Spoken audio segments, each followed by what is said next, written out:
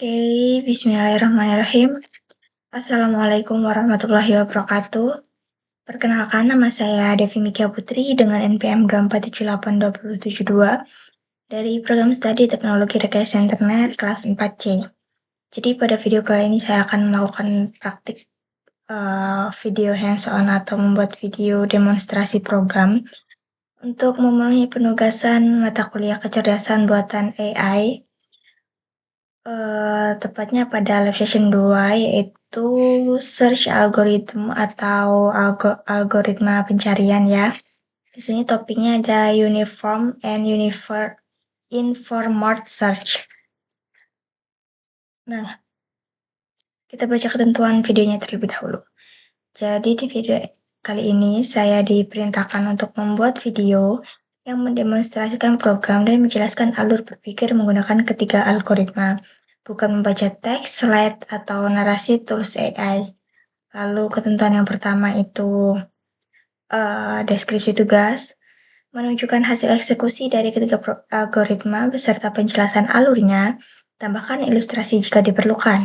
Dan yang ketiga itu menunjukkan perbandingan dari ketiga algoritma berdasarkan eksekusi programnya. Keempat, kesimpulan. Jadi apakah ketiga algoritma itu bisa memberikan hasil yang optimal ataukah tidak. Jadi mana yang terbaik dan tunjukkan serta jelaskan. Yang kelima, pastikan gambar dan audio memiliki kualitas yang baik. Kode program dan hasil demonstrasi dapat terlihat jelas, tidak blur, suara dalam volume yang wajar, dan terdengar dengan baik. Video penjelasan ini nantinya akan diupload dan ditambahkan ke YouTube playlist dengan nama video 1412 video 1 serta NPM. Lalu link video harus dapat diakses, dapat dikomentari, dan memiliki auto caption atau suara otomatis. Pilih bahasa and caption certificate saat upload. Kriteria penilaiannya tersendiri ada 4, yaitu ketepatan implementasi algoritma, lalu validitas data eksperimen, analisis dan komparasi. Yang keempat, format dan kualitas penyajiannya. Sebelumnya kita buka materinya ya. Di sini ada the mesh runner analysis. Mahasiswa diberikan peta labirin berbasis teks yang ditunjukkan pada gambar 1. Pada labirin tersebut terdapat beberapa entitas, yakni start, titik awal, goal, tujuan akhir, pagar itu wall atau tembok, space itu road, jalan yang bisa dilalui, di mana mahasiswa diminta untuk mengimplementasikan agen yang dapat menemukan jalur dari S ke G menggunakan 3 algoritma yang berbeda, lalu lakukan analisis dan perbandingannya dalam mencari jalan tersebut. Jadi di praktikum ini atau penugasan kali ini ya, kita diberikan sebuah peta labirin yang dimana peta ini berbasis teks ya. Dan tugas kita di sini adalah membuat sebuah program yang dapat menemukan jalur atau menemukan jalannya dari titik start menuju goal. Yang dimana ini kita harus menggunakan 3 algoritma pencarian ya. Nah, di dalam peta ini ada beberapa simbol, yaitu yang pertama itu S, itu sebagai titik awal ya atau start. Lalu ada G, ini sebagai titik tujuan atau goal-nya. Lalu ada pagar, ini sebagai tembok yang tidak bisa dilewati. Dan yang terakhir di sini ada space atau spasi yang dimana dia digunakan sebagai jalan yang bisa dilewati oleh agen ini tadi gitu. Ada space gitu.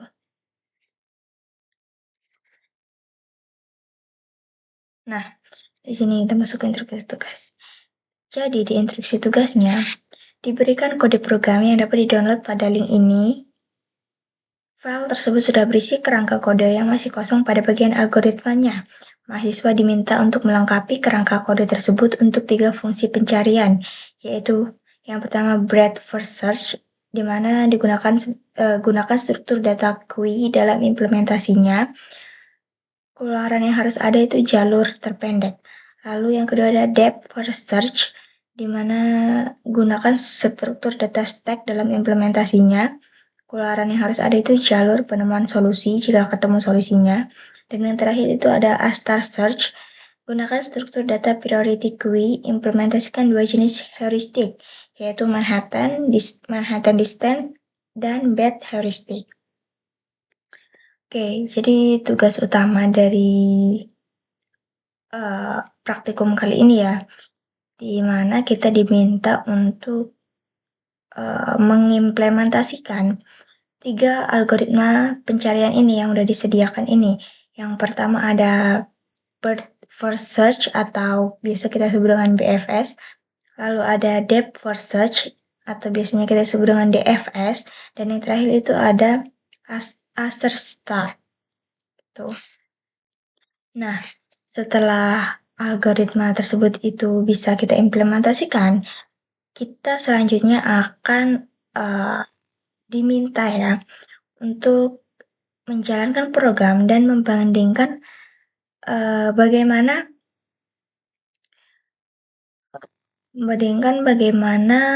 performa dari masing-masing algoritma itu dalam menemukan jalur dari start ke goal-nya. Gitu. Jadi kita bandingkan antara 3 algoritma ini. Kita coba buka. Di sini sudah disediakan kodenya ya. Sebelumnya saya sudah melengkapi kodenya juga. Mungkin kita langsung buka saja ke kode yang sudah saya buka. Di sini saya masukkan di folder besar yaitu lab 2, lalu ada nama the maze runner, dan file Python-nya saya kasih nama maze search algorithm. Klik, nah di sini kodenya.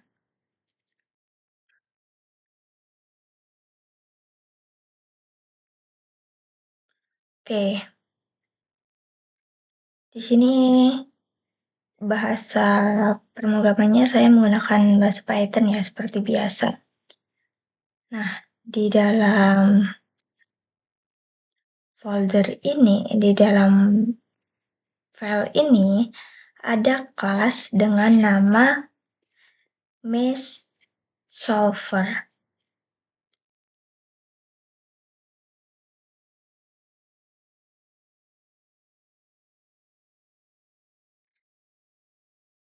Di mana kelas ini itu berfungsi untuk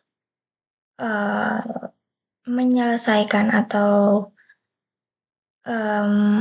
menyelesaikan pencarian jalur pada labirin ini. Nah,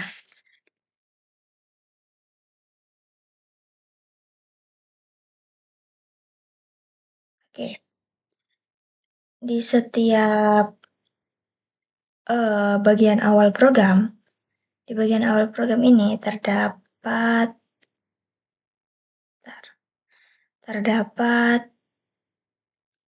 map layout ya, yaitu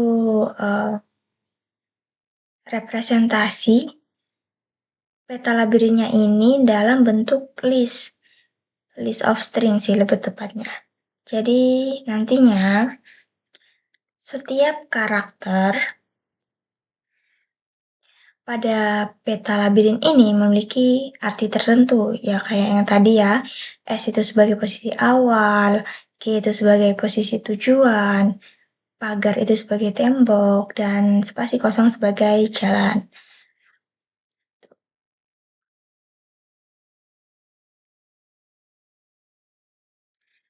Kita next ke sini. Oke, kemudian di sini terdapat fungsi get neighbor, di mana di kode ini, di fungsi ini itu berfungsi untuk mencari letak atau posisi tetangga dari suatu node itu yang masih bisa dilewati gitu. Jadi kita akan mencari posisi tetangga tetangga node yaitu masih bisa dilewati atau enggak gitu. Program ini juga memiliki beberapa fungsi utama ya, yaitu ada solve BFS,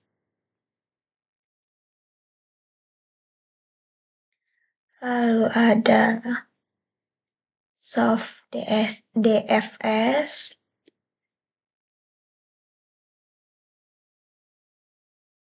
dan ada solve astar. Di mana ketiga fungsi ini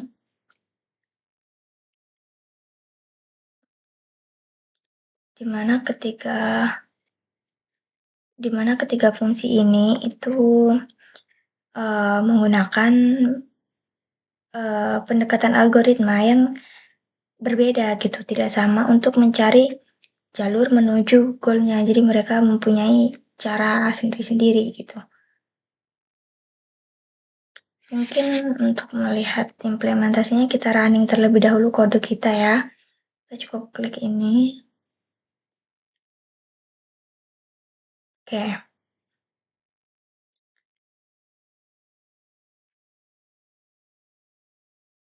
Yang pertama ada BFS. Di sini tertulis Explored 66, path-nya found, path length-nya 30 step. Lalu di sini start-nya di sini, goal-nya di sini, ini ada tembok, dan kita cuma bisa melewati jalan-jalan ini. Jadi, di algoritma yang pertama ini, yaitu BFS ya, atau Bird First Search, cara kerjanya BFS itu dia dengan cara menjelajahi node secara melebar atau per level terlebih dahulu gitu. Jadi misalnya nih kita mulai dari S nih, maka BFS ini akan terlebih dahulu mengecek semua node, semua node yang berada satu langkah dari start dia. Kemudian dia baru mengecek node yang berada 2 langkah dari startnya, dan seterusnya sampai menemukan goal. Gitu.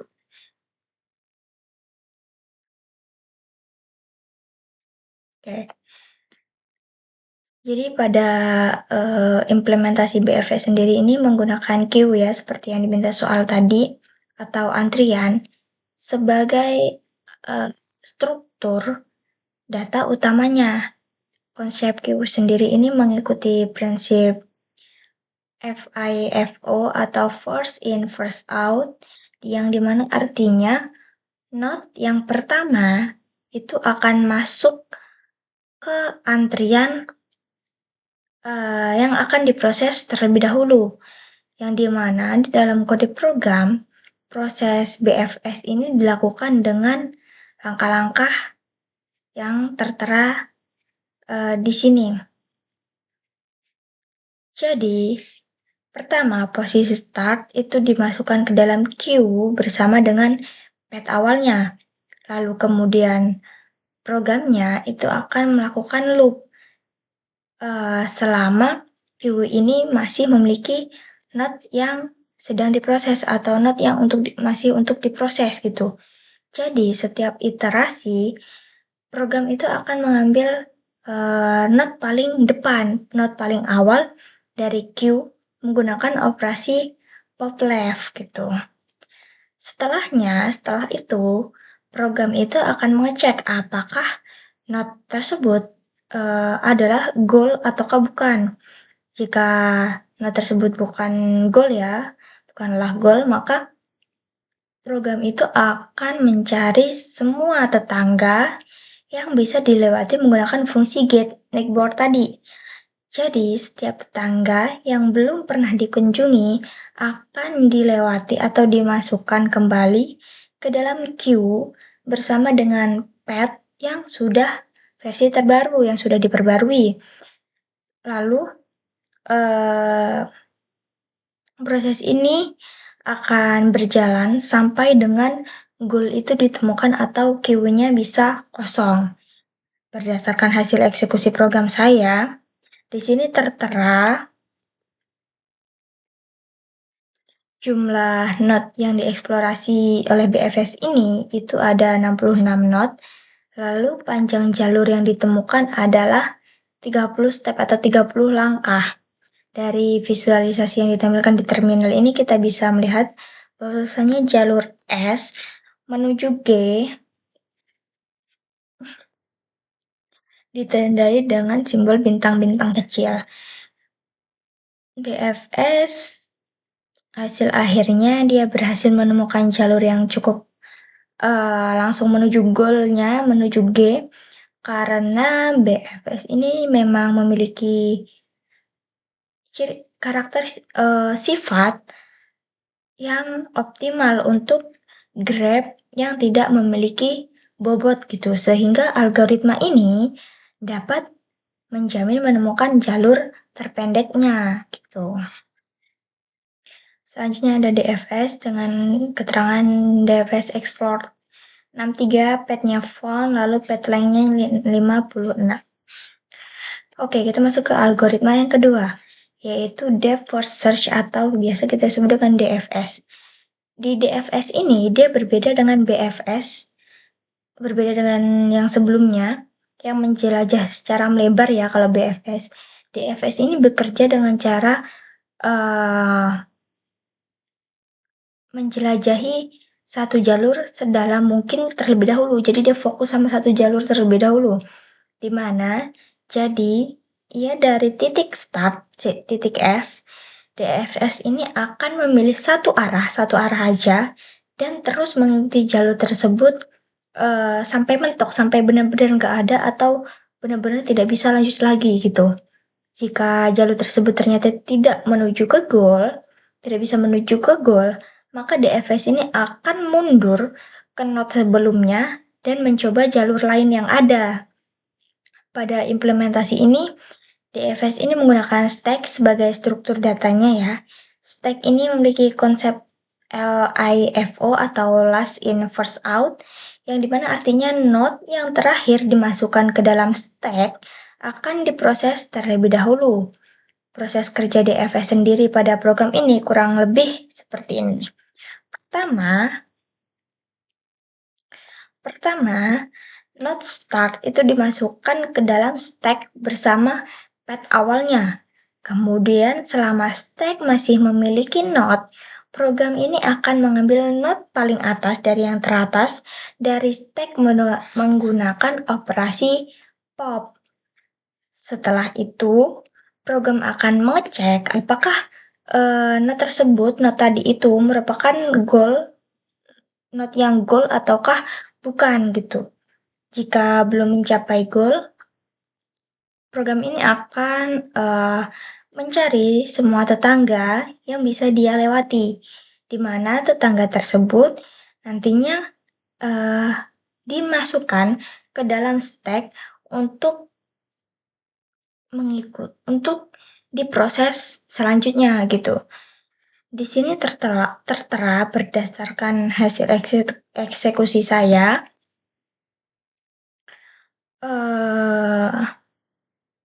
jumlah node yang dieksplorasi oleh DFS ini ada 63 node.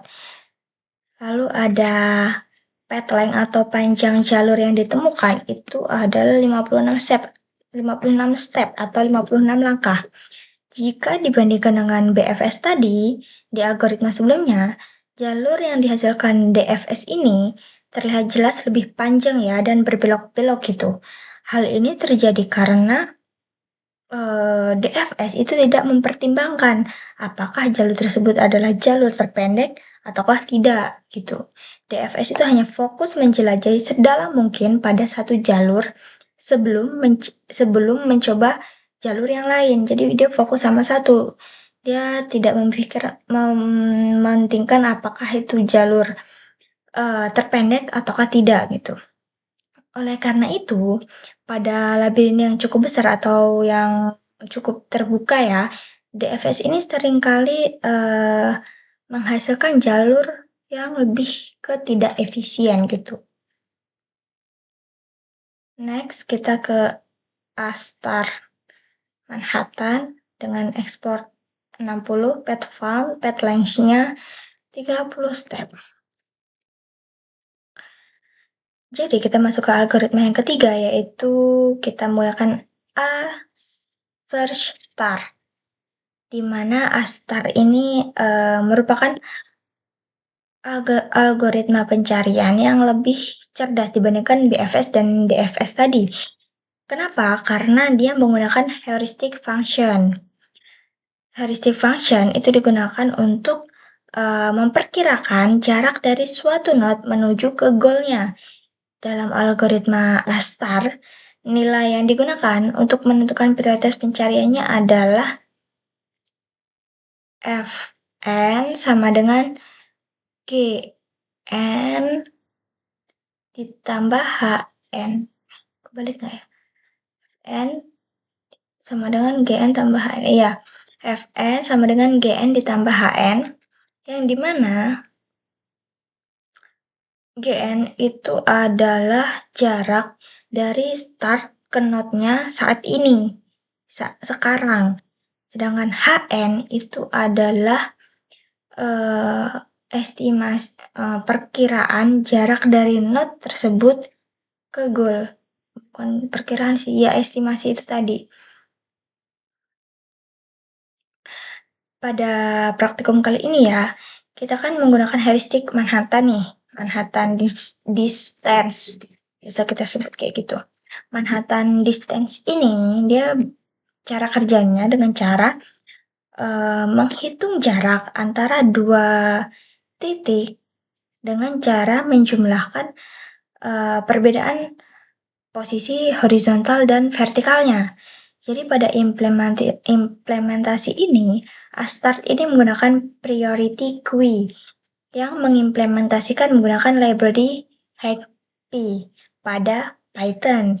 Priority queue ini akan memprioritaskan node yang memiliki nilai F terkecil, F paling kecil, sehingga algoritma ini akan lebih cepat menuju ke arah goalnya. Berdasarkan hasil eksekusi program saya, di sini tertera jumlah node yang sudah dieksplorasi itu ada 60 node. Lalu path length-nya atau panjang jalur yang ditemukan adalah 30 langkah. Oke, jika dibandingkan dengan BFS, panjang jalur yang ditemukan sama, yaitu ada 30 langkah. Tadi 30 step kan. Tetapi jumlah node yang dieksplorasi dia lebih dikit. Ini ada 60, sedangkan tadi ada 66.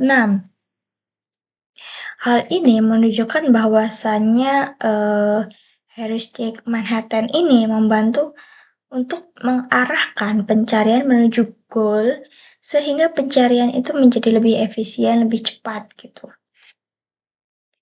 Oke, kita masuk ke algoritma yang terakhir. Selain menggunakan Manhattan distance, pada praktikum ini kita juga dicoba untuk menggunakan bed heuristic. Bed heuristic ini sengaja dibuat untuk mengestimasi jarak secara berlebihan, yaitu dengan mengalihkan jarak Manhattan dengan nilai tertentu, yang dimana akibatnya estimasi jarak ini menjadi tidak akurat ya, tidak efisien, dan bisa membuat algoritma ini bersikap terlalu serakah gitu. Berdasarkan hasil eksekusi program saya, di sini node yang dieksplorasi adalah 38 node, dan panjang jalur yang ditemukan itu ada 30 step atau 30 langkah. Jadi pada percobaan ini hasilnya menemukan jalur yang sama ya, tetapi secara teori, jika heuristik terlalu besar atau tidak admissible, maka S-star itu tidak selalu menjamin menemukan jalur terpendeknya. Oleh karena itu, pemilihan heuristik ini harus tepat ya. Pemilihan heuristik yang tepat itu sangat penting dalam algoritma A-star-nya. Oke, kita masuk ke perbandingan. Jika kita bandingkan hasil dari keempat percobaan ini, tadi BFS BFS itu mengeksplorasi 66 knot dan menemukan jalur sepanjang 30 langkah. Lalu DFS itu mengeksplorasi 63 knot, tapi jalurnya jauh lebih panjang, yaitu 56 langkah. Lalu ada Astar Manhattan, ini mengeksplorasi 60 knot dan tetap mendapatkan jalur 30 langkah. Dan yang terakhir ada Astar Bad Heuristic, dia mengeksplorasi 38 knot, tetapi heuristik yang tidak tepat berpotensi menghasilkan solusi yang tidak optimal pula pada kasus lain. Dari sini kita bisa melihat bahwasanya algoritma itu memiliki karakteristik atau ciri-ciri yang berbeda. Ciri-ciri di setiap algoritmanya itu berbeda-beda dalam proses pencariannya. Berdasarkan percobaan yang sudah kita lakukan, percobaan yang dilakukan tadi, pada program ini dapat disimpulkan bahwasanya PFS itu mampu menemukan jalur terpendek, tetapi dia harus mengeksplorasi cukup banyak notnya banyak. Sedangkan DFS, dia tuh tidak menjamin jalur terpendek, belum pasti jalur terpendek, tetapi gini, DFS ini dia tidak menjamin jalur terpendek yang dia lewati. Belum pasti jalur terpendek karena dia lebih fokus untuk menjelajah satu jalur sampai dalam gitu. Jadi difokus sama satu jalur terlebih dahulu. Jadi dia tidak memikirkan apakah itu jalur terpendek ataukah tidak. Lalu ada Astar dengan heuristik Manhattan, itu merupakan algoritma yang paling efisien ya, dikarenakan dia dapat menemukan jalur dengan optimal dengan eksplorasi not yang lebih sedikit dibandingkan BFS tadi. Oleh karena itu, dalam kasus pencarian jalur seperti ini atau kasus pencarian yang jalur yang lain ya, contohnya seperti pada mesh ini, Astar dengan heuristik yang baik biasanya menjadi pilihan yang lebih efektif. Tuh. Demikian ya penjelasan untuk implementasi algoritma BFS, DFS, dan Astar pada pencarian jalur dalam mesh kali ini. Jadi mungkin saya rasa praktikum saya sudah selesai. Itu saja yang dapat saya sampaikan. Mohon maaf apabila ada salah kata. Saya akhiri video kali ini. Saya tutup dengan terima kasih. Saya akhiri. Wassalamualaikum warahmatullahi wabarakatuh.